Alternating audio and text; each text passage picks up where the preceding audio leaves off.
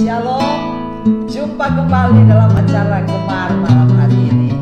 Gemar rohani yang setiap hari Kamis Jemaat GBI Efrata menantikan acara ini. Amin. Dan malam hari ini mari kita sama-sama dengan penuh sukacita, dengan hati yang selalu bersyukur, karena malam hari ini Tuhan masih berikan kesempatan bagi Jemaat GBI Efrata untuk sama-sama kita bisa ikuti acara Gemar malam hari ini. Untuk itu mari kita satu di dalam doa, ambil sikap yang baik, kita sama-sama berdoa untuk memulaikan acara Gemar malam hari ini. Segala puji dan syukur kami persembahkan kepadamu ya Tuhan, pencipta langit dan bumi. Engkau yang punya kehidupan kami masih berada saat ini untuk memuliakan, menyembah, mendengarkan firman Tuhan lewat acara Gemar malam hari ini. Seberapa banyak jemaat GBI Efrata yang menyaksikannya, kami percaya semua kami diberkati oleh Tuhan. Di dalam nama Yesus kami sudah berdoa dan memulaikan acara ini. Haleluya, amin. Puji Tuhan. Mari kita angkat satu pujian kepada Tuhan, dan pujian ini membawa kita semakin lebih mengerti bahwa selama kita hidup di dalam dunia ini, kita kembali kepada Tuhan tidak akan membawa apa-apa selain iman kita kepada Tuhan. Haleluya, amin. Kita membawa apapun juga saat ku datang ke dunia. Ku tinggal semua pada akhirnya saat ku kembali ke surga. Ku tak membawa apapun juga saat ku datang ke dunia. Ku tinggal semua pada akhirnya saat ku kembali ke surga. Inilah yang ku punya, hati sebagai hamba yang mau taat dan setia padamu Bapa. Kemana kan ku bawa hati yang menyembah dalam roh dan kebenaran sampai selamanya. Inilah yang ku punya, hati sebagai hamba yang mau taat dan setia padamu Bapa. Kemana kan ku bawa hati yang menyembah dalam roh dan kebenaran sampai selamanya. Dalam roh dan kebenaran sampai selamanya. Dalam roh dan kebenaran sampai selamanya. Mari sembah Tuhan, syukur bagi Tuhan. Terima kasih Tuhan, Engkau yang kasih setiamu bagi kami. Terima kasih buat kesempatan yang Tuhan berikan. Haleluya, kami masih menyembah mengagungkan. Terima kasih buat kasih dan anugerah. Kami mendengarkan firman. Terima kasih buat perlindungan. Terima kasih buat segala berkat yang Kau curah limpahkan bagi kami. Oh, segala kemuliaan. Terima kasih Tuhan buat penyertaan yang sempurna bagi kami. Terima kasih Tuhan. Haleluya, haleluya. Terima kasih.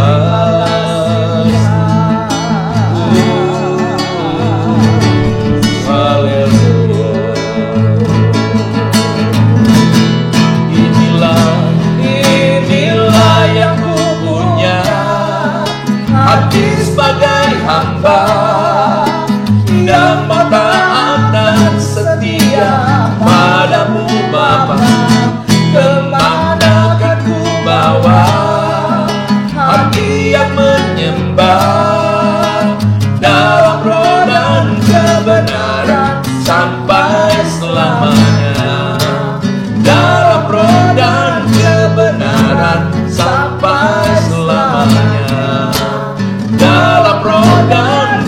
kebenaran sampai selamanya. Puji Tuhan, terima kasih Tuhan. Kami akan mendengarkan Amen. kebenaran firman-Mu, firman Tuhan yang menjadi makanan Terima kasih rohani banyak, dalam Tuhan kehidupan Yesus. kami. Terpujilah Engkau, firman Haleluya. yang hidup, firman yang berkuasa untuk dapat membentuk hidup kami, Amen. sehingga kami akan menjadi anak Tuhan yang sungguh-sungguh Amen. diberkati oleh Oleh Tuhan. Tuhan. Di dalam nama Yesus kami akan sambut firman-Mu. firman-Mu. Haleluya. Amin. Puji Tuhan, kita akan dengar firman Tuhan malam ini. Haleluya. Haleluya, puji Tuhan. Berjumpa kembali dalam acara Gema Rohani. Sebuah acara yang setiap hari Kamis di setiap minggu selalu dilakukan. Dan yang kami yakini adalah setiap jemaat Tuhan, khususnya jemaat GBI Efrata Luwuk, pasti diberkati oleh Tuhan. Malam hari ini saya akan menyampaikan kebenaran firman Tuhan tentang rendah hati. Melalui firman Tuhan kita semua tahu bahwa Tuhan senang kepada orang yang rendah hati. Bahkan ada bagian ayat berkata, Tuhan meninggikan orang yang rendah hati, bahkan Dia merendahkan orang yang tinggi hati. Nah, sehubungan dengan itu, saya akan menyampaikan firman Tuhan dengan menjadikan ayat dasar di dalam Efesus pasal yang keempat dan ayat yang kedua. Demikian firman Tuhan. Hendaklah kamu selalu rendah hati, lemah lembut dan sabar. Tunjukkanlah kasihmu dalam hal saling membantu. Puji Tuhan. Nah, firman Tuhan ini merupakan sebuah nasihat dari Rasul Paulus kepada jemaat Tuhan yang ada di Efesus. Kalau kita lihat perikop yang ada di sini berbunyi kesatuan jemaat dan karunia yang berbeda-beda. Yang saya akan ambil pada kesatuan jemaat, puji Tuhan. Untuk mewujudkan kesatuan, Rasul Paulus tahu dan mengerti betul apa yang dibutuhkan dalam kehidupan setiap jemaat ketika itu. Seperti yang saya sudah katakan di awal, hari ini saya akan menyampaikan materi firman Tuhan tentang rendah hati. Nah, itulah sebabnya untuk mewujudkan kesatuan, maka perlu bagi Rasul Paulus menasehatkan jemaat yang ada di Efesus supaya mereka hidup dalam kerendahan hati, puji Tuhan. Kenapa? Karena kerendahan hati atau rendah hati merupakan kunci terwujudnya kesatuan, puji Tuhan. Coba kita lihat tentang rendah hati. Apakah sesungguhnya rendah hati itu? Apakah ini dapat kita katakan sebagai definisi? Boleh juga. Ya, rendah hati adalah sifat terpuji yang ditandai dengan sikap hati yang sederhana, lalu sopan, tidak sombong, dan tidak mau meninggikan diri di hadapan orang lain. Itulah rendah hati. Orang yang rendah hati adalah orang yang mengerti dan tahu kemampuan yang ada dalam dirinya. Itu orang yang rendah hati. Tetapi tidak hanya mengetahui kelebihan atau kemampuan yang ada dalam dirinya, tetapi orang yang rendah hati, dia juga mengetahui apa yang kurang di dalam dirinya. Jadi dia tahu kelebihannya, dia tahu kemampuannya, tetapi dia tahu juga kekurangan yang ada di dalam dirinya. Nah, karena dia tahu apa yang kurang di dalam dirinya, maka orang yang rendah hati, dia pasti akan lebih fokus memperbaiki dirinya sendiri. Katakan saja, dia mengintrospeksi, mengoreksi dirinya sendiri, ketimbang atau daripada dia membandingkan dirinya dengan orang lain. Sungguh luar biasa sekali ya. Jadi sekali lagi, orang rendah hati itu tahu kelebihan tapi tahu juga kekurangannya. Yang menarik bagi saya adalah karena dia mengetahui yang kurang di dalam dirinya, maka dia lebih kepada memperbaiki dirinya, mengoreksi, mengintrospeksi, daripada dia membandingkan dirinya dengan orang lain. Puji Tuhan. Lalu hal yang lain juga, orang yang rendah hati adalah orang yang selalu mengedepankan orang lain. Puji Tuhan. Nah, karena waktu kita terbatas, jadi saya tidak akan memperlebar lebih jauh. Kita akan lihat saja, sebetulnya apa ciri-ciri dari orang yang rendah hati. Yang pertama, ciri-cirinya adalah menempatkan orang lain lebih utama. Jadi di dalam sebuah komunitas, dalam sebuah kumpulan, persekutuan, orang yang rendah hati selalu menempatkan orang lain lebih utama. Jadi tidak ada kecenderungan atau kecondongan untuk mau tampil-tampil, tidak ya. Itu orang yang rendah hati. Yang kedua, orang yang rendah hati adalah orang yang menghargai orang lain. Jadi tidak dalam arti hanya orang yang punya kedudukan, orang yang tingkat sosialnya lebih tinggi, pendidikannya lebih tinggi, lalu dihargai. Tidak. Tetapi orang rendah hati, dia menghargai siapa saja. Orang berpendidikan, tidak berpendidikan, orang kaya, orang miskin. Bagi orang yang rendah hati, semuanya dihargai. Kemudian yang ketiga, orang yang rendah hati selalu mendahulukan kepentingan orang lain. Kita ambil contoh sederhana saja. Ketika kita berada dalam sebuah antrian, ya, seperti di sekolah Alkitab, kalau kita mau makan, itu selalu antri. Nah, ada orang-orang tertentu yang kita sudah antri bagian depan, tiba-tiba dia mendahului kita. Orang Jakarta bilang, tiba-tiba dia nyelonong, maju ke depan kita. Nah, kalau orang yang rendah hati, tidak demikian. Dia mendahulukan kepentingan orang lain. Itu contoh saja. Atau katakan ketika kita mau beli tiket, entah tiket kapal, atau pesawat, atau apa saja. Atau mungkin juga, kalau kita mau bepergian ke luar kota, menggunakan pesawat. Nah, biasanya waktu check-in itu, ada orang-orang semacam itu juga. Yang kita lihat tadinya di belakang, tiba-tiba sudah ada di depan. Orang yang rendah hati selalu mendahulukan kepentingan orang lain. Lalu, orang yang rendah hati adalah orang yang selalu mensyukuri apa yang ada. Jadi orang yang rendah hati itu tidak menuntut sesuatu yang lebih. Apa yang ada itu disyukurinya. Khususnya dalam konteks kita orang percaya. Selalu bersyukur apa yang ada. Ya. Jadi mensyukuri selalu akan apa yang ada. Lalu yang berikut. Orang yang rendah hati adalah orang yang, kalau dia orang yang berpengetahuan maksudnya, dia orang yang pintar, tetapi dia menghargai pandangan, dia menghargai saran orang lain. Lalu dia tidak bersikukuh. Maksudnya bersikukuh itu berpegang pada pendapat dirinya sendiri. Tidak. Jadi dia selalu menghargai pandangan ataupun saran.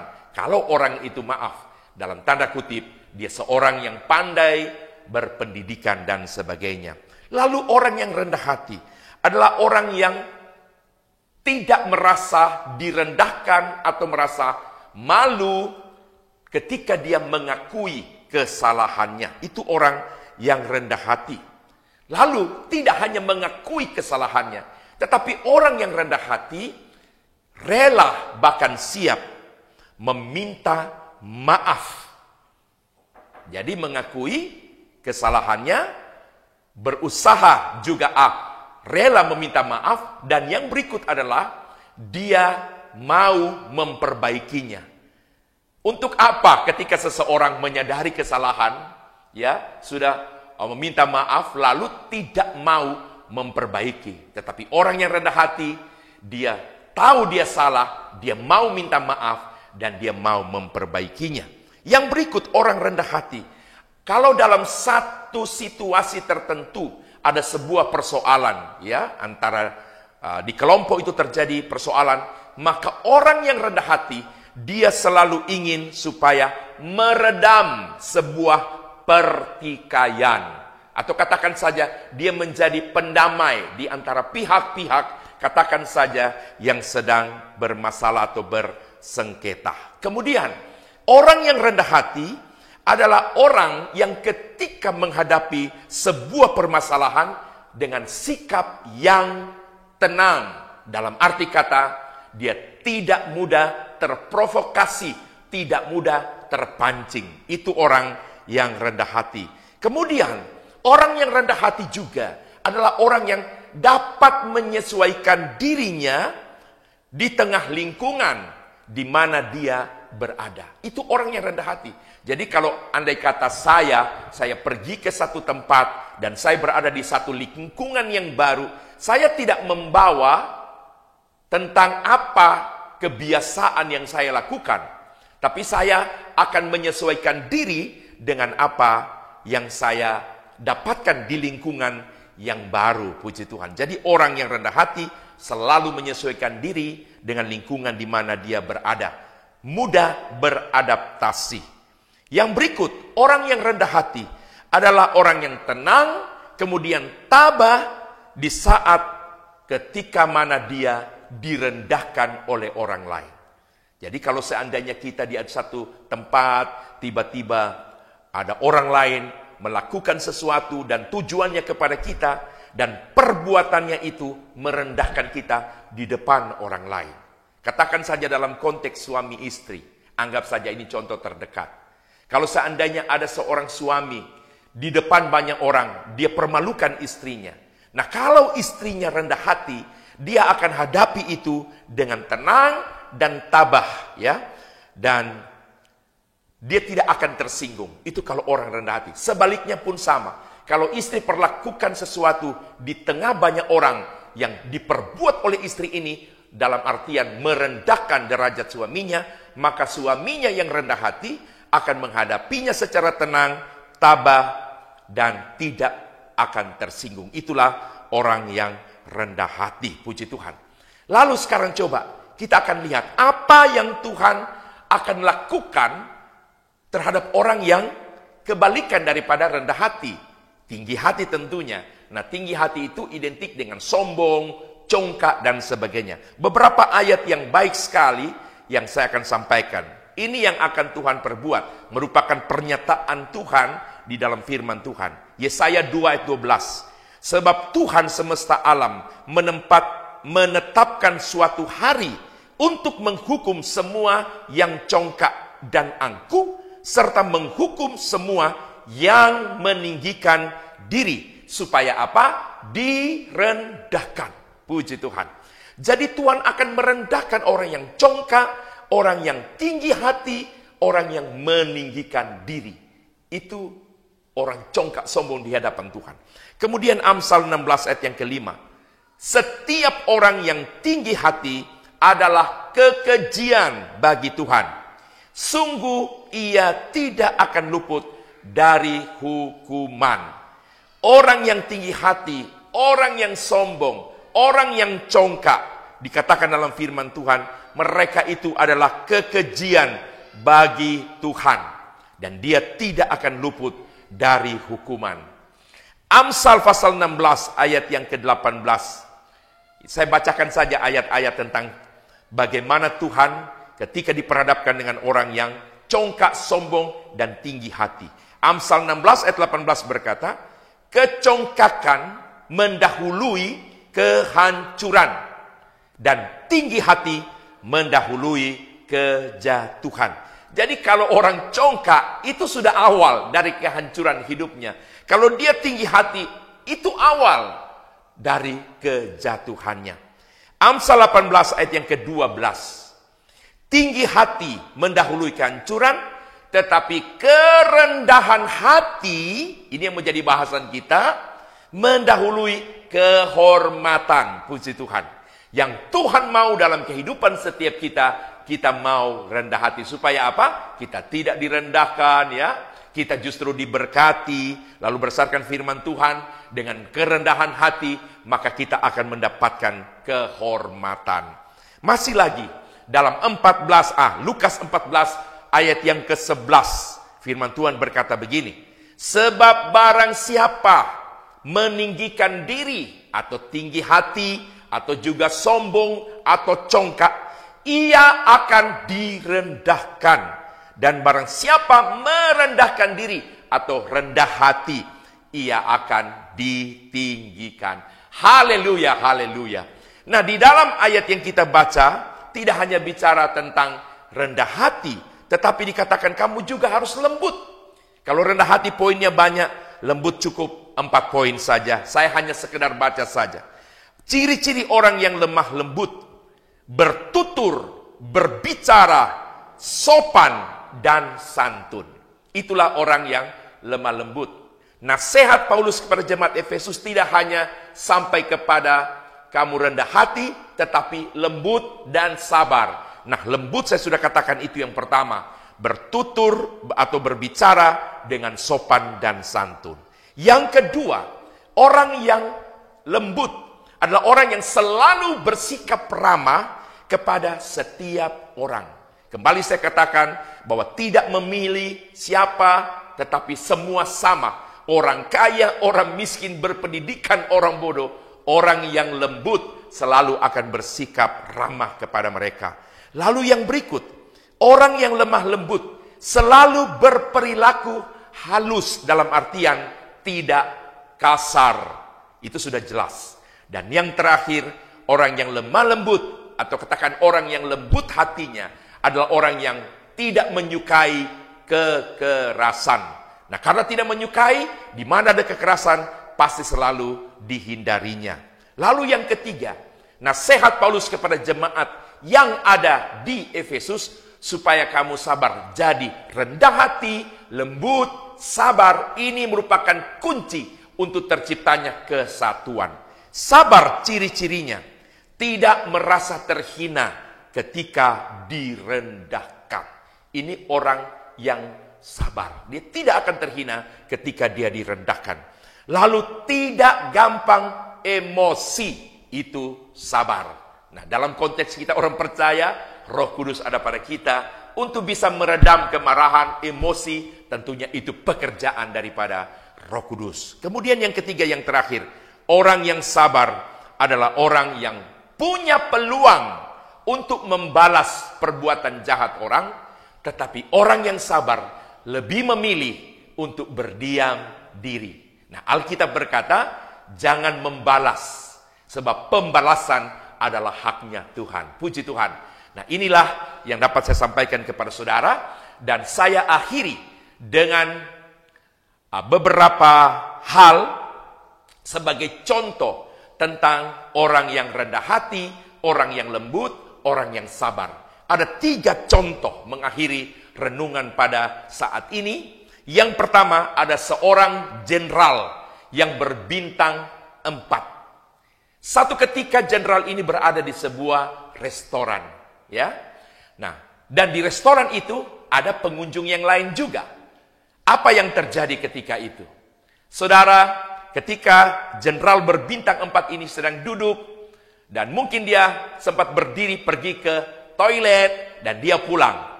Lalu ada seorang pengunjung memanggil dia dengan cara ini. Kalau di sini bilang nyong-nyong atau cowok-cowok. Kalau di Jawa bilang mas-mas, begitu ya. Nah, lalu pengunjung ini menyuruh jenderal ini untuk pesan minum. Tolong dong, pesankan minum saya 1. Kalau kita sekarang katakan advokat atau sirsat atau es teh dan sebagainya. Dia suruh jenderal berbintang 4 ini. Kenapa pengunjung ini menyuruh dia? Karena kebetulan celananya jenderal itu mirip dengan celana pelayan yang ada di restoran itu. Saudara tahu apa yang dilakukan oleh jenderal berbintang 4? Dia tidak marah, dia tidak bersikap angkuh dengan posisinya dia sebagai seorang jenderal bintang 4. Dia pergi dan dia memesankan air minum yang dipesankan oleh pengunjung tadi. Dengan senyum, dengan lembut, dia memberikan itu kepada pengunjung restoran.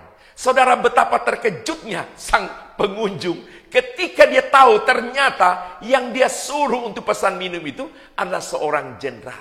Nah, kita lihat sikap jenderal ini, dia lakukan saja apa yang diperintahkan oleh pengunjung restoran. Entah orang ini orang apa, dia juga tidak tahu.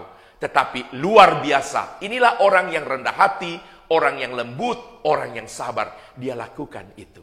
Lalu ada contoh yang kedua, pebasket terkenal yang selevel dengan Michael Jordan, namanya Carmelo. Ya, satu ketika Carmelo ini dia berjalan di depan bandara, entah ada urusan penting, dia jalan ke sana, dia balik lagi. Lalu ada seorang ibu yang baru saja turun dari taksi. Rupanya dia mau bepergian ke luar kota. Dan dia mencari, apa itu namanya ya, porter yang suka bawa-bawa barang itu. Dia panggil, dia pikir Carmelo ini sebagai petugas bandara. Dia bilang, tolong dong, angkat koper saya mau pergi. Saudara, pebasket terkenal ini, dia tidak membantah dan sebagainya. Dia tunjukkan sikap sopan, santunnya, rendah hati, lembutnya. Dan dia bawa koper sang ibu, dia bawa ke dalam bandara itu. Setelah itu, baru dengan lembut dia perkenalkan siapa dia sesungguhnya. Mungkin ibu pernah lihat saya bermain basket, dia katakan, saya Carmelo. Nah, puji Tuhan. Jadi dua contoh orang yang rendah hati dalam kedudukan mereka yang tinggi, tapi diperlakukan dengan cara ini. Mereka lakukan saja. Ini contoh yang baik bagi kita. Dan yang ketiga, ini contoh yang tidak baik tentunya. Seorang penyanyi, entah siapa dia, dalam satu show-nya dilakukan entah di sebuah gedung yang besar, para pengunjung sudah banyak di dalam, tinggal menunggu sang penyanyi terkenal ini. Waktu dia datang rupanya agak terlambat, dengan tergesa-gesa. Begitu di depan pintu gerbang, penjaga pintu satpam, dia tahan penyanyi ini. Dia bilang, maaf, Anda siapa? Kebetulan satpam ini tidak tahu. Saudara, dia hanya melihat dengan sinis satpam itu, dan akhirnya dia berhenti sejenak dan dia dengan cepat-cepat dia bergegas pergi ke dalam. Yang dia cari adalah panitia. Begitu dia berjumpa dengan panitia, apa yang dia katakan? Tolong satpam penjaga pintu dipecat sekarang juga. Nah, ini contoh yang tidak baik. Kalau dua contoh pertama, mereka orang rendah hati, lembut dan sabar. Kebalikan dari seorang penyanyi ini, dia kasar, dia tidak lembut, dia tidak sabar. Nah, itu yang nyata kepada seorang penyanyi ini. Tuhan mau supaya kita menjadi anak-anaknya yang rendah hati. Roh Kudus akan memampukan kita semua supaya kita menjadi anak-anak Tuhan yang rendah hati. Sebagai suami, sebagai istri, sebagai anak, sebagai apapun kita mau selalu tampil rendah hati. Ingat, hanya Tuhan lewat Roh Kudus yang dapat membuat kita menjadi pribadi-pribadi yang rendah hati, yang lembut dan juga sabar. Tuhan Yesus memberkati kita semua. Amin. Puji Tuhan. Glory bagi nama Yesus. Kita sudah dengar kebenaran firman Tuhan malam hari ini yang luar biasa. Biarlah kehidupan kita sebagai orang yang percaya kepada Tuhan, supaya hidup kita rendah hati. Dan itulah yang diinginkan Tuhan di dalam setiap kehidupan orang yang percaya kepadanya. Saatnya kita akan mengakhiri acara Gemar pada malam hari ini. Kita angkat satu pujian kepada Tuhan. Haleluya, Yesus jamah seluruh kehidupan kita. Amin. Yesus jamah segenap hidupku dan beri damai di hatiku. Semua berubah dan aku tahu Yesus jamah ku jadi baru. Yesus jamah, oh Yesus jamah segenap hidupku. Amin, haleluya. Dan beri damai di hatiku. Semua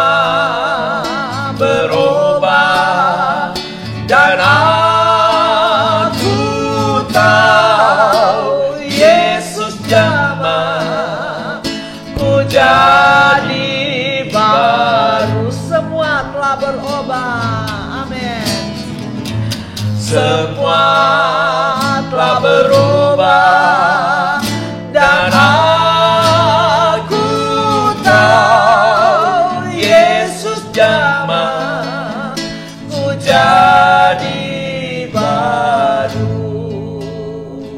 Amin. Terima kasih banyak Tuhan buat waktu dan kesempatan yang Tuhan berikan kepada kami, Amen. khususnya bagi jemaat GBI Ephrata Luwuk Terima yang kasih. pada saat ini baru saja mengikuti Puji Tuhan. acara gemar, dan kami percaya semua yang mengikutinya pasti sudah diberkati oleh Tuhan.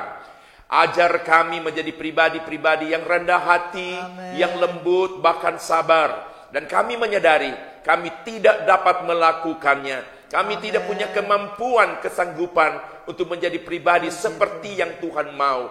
Dan biarlah kiranya Allah lewat Roh Kudus akan menjamah, Amen. mengubah pribadi lepas pribadi kami. Memiliki hati yang rendah, kemudian kami memiliki hati yang lembut dan juga sabar terhadap siapapun. Terima kasih banyak Tuhan.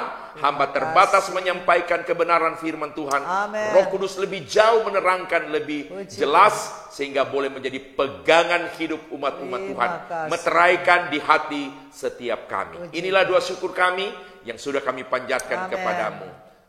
Hanya di dalam satu nama Tuhan, Haleluya. Yesus Kristus Juru Selamat kami, Allah kami yang hidup. Haleluya. Amin. Amin.